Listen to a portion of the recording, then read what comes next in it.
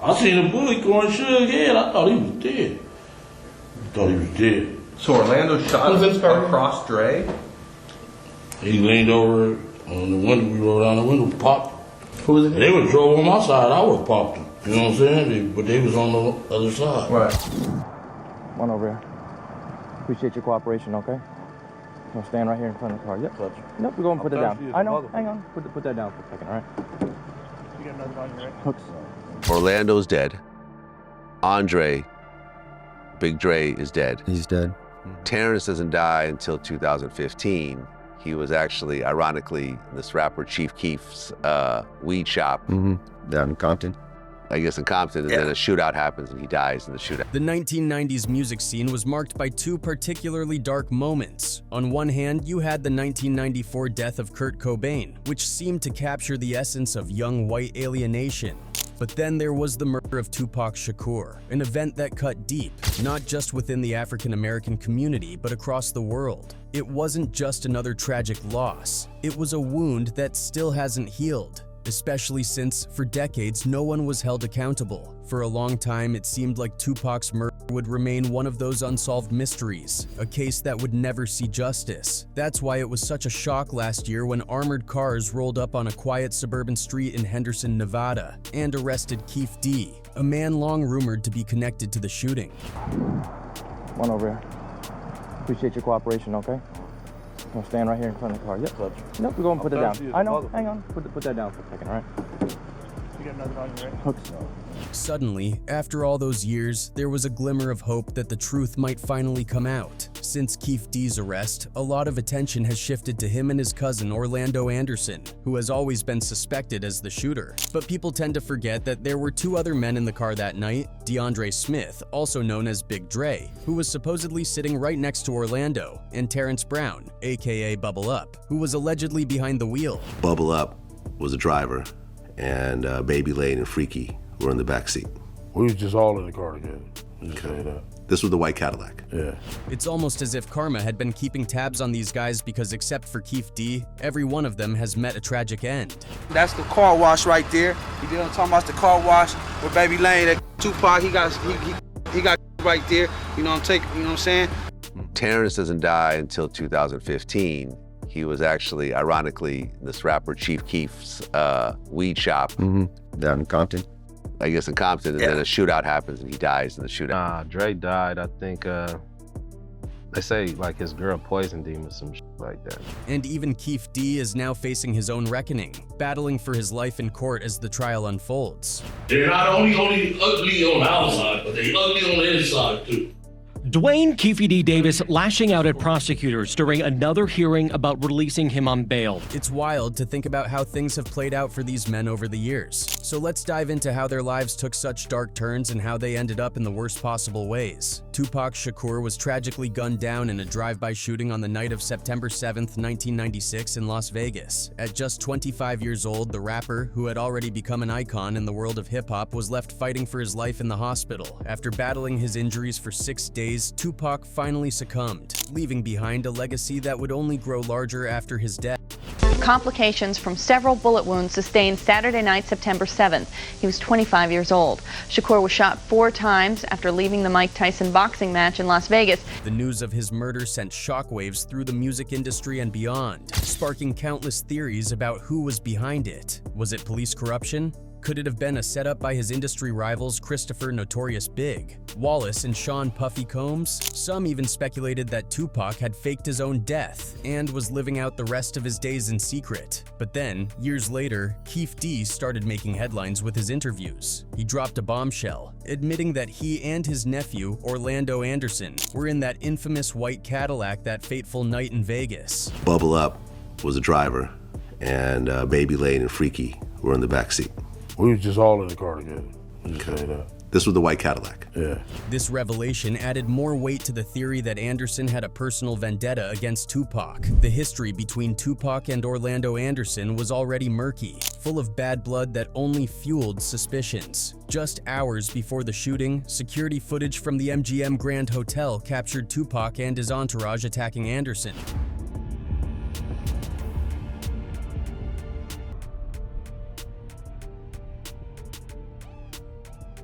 The altercation was reportedly sparked by an incident weeks earlier when Anderson allegedly snatched a death row necklace from one of the label's members, setting the stage for Tupac's retaliatory beatdown. Keefe D later claimed that he and Anderson knew Tupac would be at Club 662 later that night, but they almost gave up waiting for him when he didn't show. It was only when Tupac left the hotel, and they saw him signing autographs from the passenger seat of his car, that they realized their moment had come. If he wouldn't even have been out the window, signing autographs, we would have never seen him, Keefe D said, pointing to the randomness of their encounter. So you guys are driving around, and then you hear these girls say, Tupac, Tupac. We used to go drink and smoke some weed, and he happened to be hanging out the window. He was hanging out the window like he was in a parade. Tupac? Yeah, he was. Keefe D denied being the triggerman but revealed a crucial detail. Anderson and Big Dre were in the back seat that night, and one of them fired the fatal shots. However, he refused to disclose who actually pulled the trigger, citing the code of the streets as his reason for keeping quiet. But karma has a way of catching up, and ever since they took part in the senseless killing of Tupac, the lives of those involved have spiraled downward. When Baby Lane got killed, he was a legend in Compton for killing Tupac. Yeah. A legend. Yeah. He was considered the biggest gangster in Compton. Hell yeah. I mean, I've been thinking, maybe I'm a scapegoat or something. I just want to let everybody know, I'm saying? I didn't do it. Let's start with Orlando Anderson, known on the streets as Baby Lane. Born on August 13, 1974, in Compton, California, Orlando came up in a world that was rough around the edges, but his early years were surprisingly stable. His parents might not have stayed together, but his family made sure he was looked after. Raised mainly by his grandparents on South Bourse Road, Orlando's upbringing was steeped in that typical South Central family history. A rapper friend of Orlando's once said he was envious of how close Orlando's family was. We all had problems with our parents. Our mothers were on crack, and our dads were running around. But Orlando had something I didn't. He had a family. He was still in school, he ate every day, and he didn't have the kind of problems we had. Orlando wasn't your stereotypical gangbanger either. He didn't smoke, and he wasn't much of a drinker. Sure, he got involved with the Southside Compton Crips during his early teens, but he was different from the rest. He never got convicted of any crimes. Friends and classmates would describe him as a cool, laid-back guy. He started out at Taft High School in the Valley, the same school Ice Cube attended, before transferring to Dominguez High School in Compton for his senior year. Orlando even managed to graduate with his diploma, and his class ring became one of his most prized possessions. But don't get it twisted. This was Compton in the early 90s, and it was a battlefield. In the same year Orlando graduated, 803 gang-related deaths rocked LA County. The local newspapers were filled with full-page ads for neighborhood mortuaries, a grim reminder of the violence that gripped the streets. Compton was ground zero for some of the bloodiest turf wars. To the north, you had blood sets like the Mob Piru and Ludus Park. To the south, Crip sets like the Corner Pocket Crips, Kelly Park Crips, and Southside's Orlando's Crew held it down. Murder rates were climbing year after year, but it seemed like the rest of the world wasn't paying attention. Orlando Anderson, when he was a young kid, him and another couple of his friends, my partner Tim and I, Tim Brennan, were coming out of a little fast food restaurant. They were hiding in the bushes and they actually ambushed us, shot at our car. Ironically, despite his reputation on the streets, what Orlando Anderson truly dreamed of was a career in music. By 1996, the year he turned 21, he had started to make some progress. In May of that year, Orlando and his stepbrother decided to get serious about their music ambitions and started a record label together, which they named Success Records. But life in Compton wasn't just about music for Orlando. He had other passions too, like sports. On September 7th, he drove to Las Vegas with his girlfriend in a borrowed car to catch the Mike Tyson fight. They checked into the Excalibur Hotel, just across the street from the MGM Grand. Tupac had ringside seats for the fight, and as it turns out, Orlando managed to sneak into the venue through the back. After the fight, Orlando was hanging around the MGM Grand lobby waiting for his uncle, Keefe D, and the rest of the Southside Crips to show up. That's when things took a turn. Suge Knight, Tupac, Buntry, Trayvon Lane, and others were walking by when Trayvon spotted Orlando and pointed him out as the guy who had tried to snatch his death row medallion at Foot Locker a few months earlier.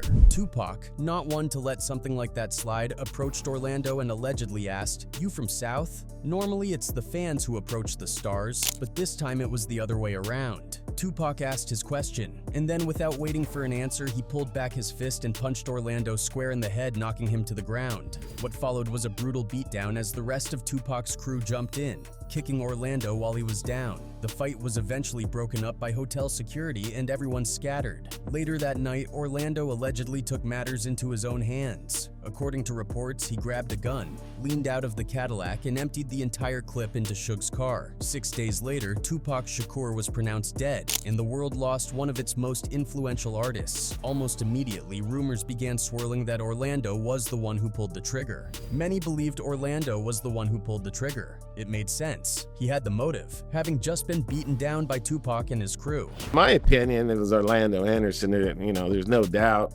because he's the one that got beat down.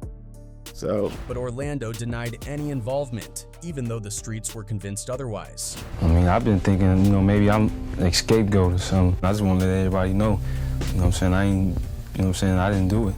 Back in Compton, all hell broke loose. A bloody war erupted between the north and south sides, with the violence escalating rapidly. In the days following Tupac's death, police counted 12 shooting incidents and 3 fatalities. Well, the first shooting took place 2 days after, and one of the main players of Southside, Darnell Brim, over at a 99-cent store over on Alondra Boulevard, and he was walking into the store, and the drive-by, he got shot like 4 or 5 times.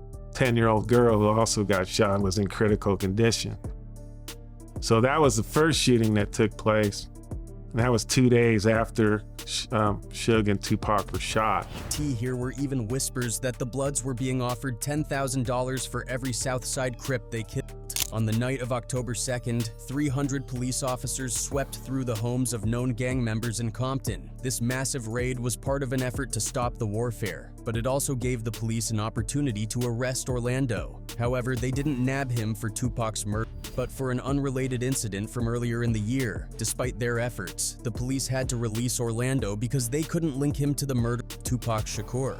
By 1998, things seemed to be looking up for Orlando. He and his girlfriend welcomed a new child, and he seemed to be trying to move on from the chaos of the past. Orlando once said, "God is with me. I'm not going to worry about it. I can't spend the rest of my life looking over my shoulder." But tragedy struck on May 29, 1998, when Orlando's grandmother passed away from natural causes. After spending time at the hospital, Orlando decided to head out and grab a burger with an old friend. A little after 3 p.m., they pulled into the parking lot of a car wash at the intersection of Alondra and Oleander. That's when things took a deadly turn. Although both groups involved were Crips, they were rivals, and tensions quickly escalated over a money dispute. A brief but intense gun battle broke out, scattering bystanders and leaving 4 men sprawled on the pavement, all gang members. With his friend in the passenger seat, Orlando tried to drive to safety, but he only made it a few blocks to the corner of Willowbrook and Cocoa before losing consciousness. Orlando and his friend were pronounced dead at Martin Luther King Medical Center, a place locals grimly referred to as Killer King, because so many young men who arrived with gunshot wounds never made it out alive. That's the car wash right there. You know what I'm talking about? The car wash where Baby Lane that killed Tupac. He got killed right there. You know what I'm saying? Orlando Anderson, a fan of Tupac who reportedly owned all of his records, was survived by 4 daughters. Next up is T. Brown, a guy who, like Keefe D, was an older Southside Crip. According to Keefe, T. Brown played a key role in the infamous drive-by shooting that took Tupac's life back in '96. The story goes that T. Brown's mother-in-law rented the white Cadillac that was used in the hit, and T. Brown was the one behind the wheel when it all went down. Was that a rented Cadillac? Yeah. Get there about 2. Who rented that Cadillac? T. Brown. Yeah, T. Brown. His mom, right? Mother-in-law. Now, Tupac had a close friend and backup performer, Yafiu Fula, also known as Yaki Gaddafi. He's the one who claimed he could identify someone from that Cadillac. Gaddafi told detectives that he caught a glimpse of the driver's face, describing him as a brown-skinned dude with a bald head, a little mustache, and a white baseball cap. But Gaddafi didn't stop there. He said the guy looked soft in the face, like a bee. Unfortunately, before the police could make any moves on this lead, Kadhafi was shot and killed in an unrelated incident, so the identification was never officially made, and T. Brown wasn't on the police radar just yet. Fast forward to when Greg Cotting, an LAPD detective who later worked on the Tupac and Biggie cases, mentioned in an interview that they couldn't arrest T. Brown based solely on Keefe D's confession. Even though T. Brown's name popped up early in the investigation, there just wasn't enough evidence to lock him up or charge him. Why not go arrest Terrence? Well, we couldn't really just arrest based strictly on Keefe D's word. You know, we have to corroborate all of these things. Before the whole Tupac drama, T. Brown had already made a name for himself in the streets. 2 years before Tupac's murder on the night of August 11th, 1994, Brown was chilling in a chair in the driveway of a house on Burris Avenue, deep in Southside territory. Suddenly, a figure approached him out of the dark. Brown called out, "Who is it?" And the guy answered, "Snake." Next thing you know, Snake opened fire on Brown at point-blank range, likely using a Tech 9 submachine gun, hitting him multiple times. Brown, trying to defend himself, grabbed the barrel of the gun, but it was too hot to handle, and he fell to the ground. The cops arrived to find Brown hit 4 times, but Brown himself claimed he was actually hit 26 times. The truth is probably somewhere in between, as they recovered 19 shell casings from the scene. But in a crazy turn of events, Brown survived, earning him a new nickname, Lotto, because surviving that many shots was like hitting the lottery. Brown and a witness both told the police that Snake, a Hoover Street Crip, was the shooter. Apparently, Snake had heard rumors that Brown was out for revenge because Snake's brother had allegedly killed one of Brown's friends, so Snake made a move first, trying to take Brown out. The police put out a wanted poster for Snake, but nothing came of it. A few years later, when the LAPD detectives investigating Biggie's murder questioned Brown about the Tupac case, Brown admitted that he never got revenge on Snake for the shooting. This might have been his way of downplaying his street cred, trying to deflect any suspicions that he was involved in Tupac's murder. You're a shooter. We can't go by street James. If I was a shooter, Snake would be walking around this way. You had opportunity. Yeah. But T. Brown's luck eventually ran out. On September 23, 2015, 22 years after surviving that first shooting, Brown was the victim of a double murder at a marijuana dispensary in Compton. The 53-year-old was either working security at the shop or was just a customer in the wrong place at the wrong time. The shop's owner, who was also killed in the attack, had been flashing cash and jewelry in the weeks leading up to the shooting, so robbery seemed like the most likely motive. But nearly a decade later, the case remains unsolved, and T. Brown's story ended just as violently as it began. Next up is Big Dre. Contrary to what many people believed about Orlando Anderson being the one who pulled the trigger, the word on the streets said otherwise. Apparently, it was Big Dre who actually killed Tupac. During the grand jury hearing for Pac's murder case, a Southside Compton Crips affiliate testified that it was DeAndre Smith, not Orlando, who fired the shots. He explained, when Davis handed the gun to Orlando, he didn't have a clear shot. Big Dre was 6'6", weighing around 400 pounds. He was huge, and there's no way you could lean over a guy that big to shoot. Shells would have been popping in Big Dre's face, and he couldn't bend down. He was just too big. Broke about a week ago that a Crip affiliate told Vegas PD that Big Dre, he shot Tupac, not Orlando. He said that Big Dre, he was about 400 pounds, so Orlando, he couldn't get a clear shot if he leaned over Big Dre. That made sense to some folks because Big Dre's size was ultimately what took him out, as he later died from health-related issues, though there were also rumors that his girlfriend might have poisoned him. Dre died, I think, they say like his girl poisoned him or some like that. And then there's Keefe D, who's now sitting behind bars, reflecting on what he calls the biggest case in Las Vegas history, the king of Tupac Shakur. But when it comes to Keefe D's situation, rumors swirl that he was allegedly paid by Diddy to take out Tupac. So at the beginning of the 90s, a client of Keefe D called Eric Von Zip, Martin introduced him to Diddy at a party. They shook hands and that was it. As Keefe recalls, Puffy had a little swag, but for him, Puffy was like a young kid. As Keefe said, Puffy was broke back then because he was just starting out in his career, promoting talented artists. Was through Zip Martin. Okay. Zip Martin already had a business relationship with the Southside Crips. So Puffy elected to, let's align ourselves with these street guys, with Zip. And then through Zip came Keefe. The first time Keefe D and Puffy started talking was when Puffy wanted to rent a car for Usher's music video for Can You Get With It. Don't have no money. Buy a diamond ring. Keef asked for $2,400 for the rental. However, Usher ruined the car because he was dancing on top of it. Puffy had to pay $4,400 instead. Back then, the Southside Compton Car Club was a well of crib set, with a well-off set with about 35 cars and a lot more. In the summer of '95, Zip came to the neighborhood and invited Keef D to a party called The Beat Summer Jam, organized by Puffy. Suge Knight was at the party as well. As Keef D himself said, Suge was jealous of Puffy because everything was going well for him. In the summer of '95, Biggie's One More Chance was played out of every stereo.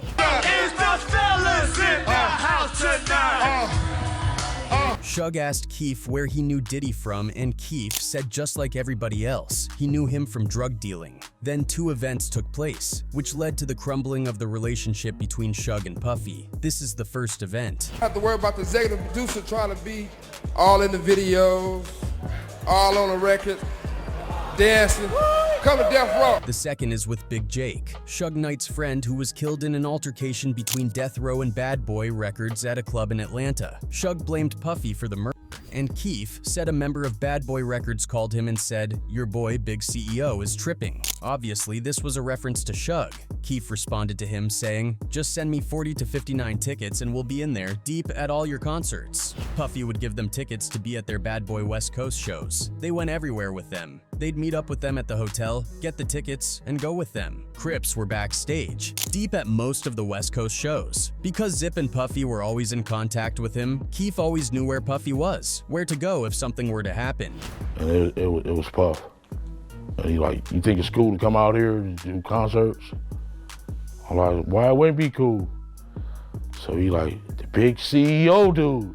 So Suge. Yeah. According to Keef's word, Puff was so scared that he hired ex-Navy SEALs, wearing earpieces like they work for the CIA in the hotel room, next to his suite. According to Keef D's story, Zip and Puffy met at a club and called him over. Then the following conversation took place. "What's up?" Keef asked. "I need a couple of problems I need to be handled. Big CEO and Pac," responded Puff. Keef enthusiastically said, "That's not a problem, we can make that happen." Again, according to Keef's word, Puffy offered $1 million to K-Word Tupac and Suge Knight. Now, what did Keef think about Suge? For him, he was soft. He didn't care one bit about Suge Knight and his crew. That time, Keef had some argument with Suge and Death Row in general. For starters, one of the girls from Death Row complained to the label's boss that she and her friend were beaten by Keef D and his crew. Keef told her, "Well, B, I'm not from Death Row." The entire conflict took place because the time of filming a music video for Death Row, Keef, who was present there, happened to accidentally touch the girl's behind while she was going down the stairs. The girl then said, "It's an a-hole from Death Row." And then, when Keef's people and those from Death Row were going to be at the same club, Suge's car was shot at and he thought Keef D was involved in that. However, according to the gangster's words, that was not the case. Also, he had issues with Tupac because of these lines. Some Southsiders were up on the blues on Sunset, and they ran into Tupac. One of the gang members went up and grabbed Tupac by the collar and pushed him against the wall and said, "Man, you know what that Long Beach and Rosecrans stand for?" Keef says Pac thought that the guys from Death Row would protect him, but no one came to the rescue. Next, a fight took place that changed hip-hop forever. One of Keef D's friends went to a mall, where he came across their rival gang. They started beating him up, and then help arrived just in time, and they beat them up in return, took a chain with the Death Row logo on. Orlando Anderson was present in that fight. According to the words of Napoleon from Outlaws, he claimed that a rumor circulated at that time that Puffy was willing to pay $10,000 to anyone who would steal a Death Row chain. Death Row chain. Puffy was saying, "We want to put this chain in our video." And that's why the guys try to snatch the chain. On the 7th of September 1996, another fight took place between Tupac and Orlando Anderson. Pac wanted to get him to revenge for his friend.